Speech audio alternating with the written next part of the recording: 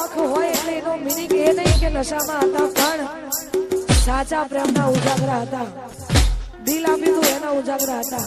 સપનામાં જે સપના જોયા હતા એના ઉજાગરા હતા. ઘણા બધા ઉજાગરા હોય ને યાર, પણ તોય લોકો નેગેટિવ એટલા માટે લોકો નશાવાળા સમજે છે. પણ તોય ગાવ હોય તો હો લાલો વખતી નશાઓ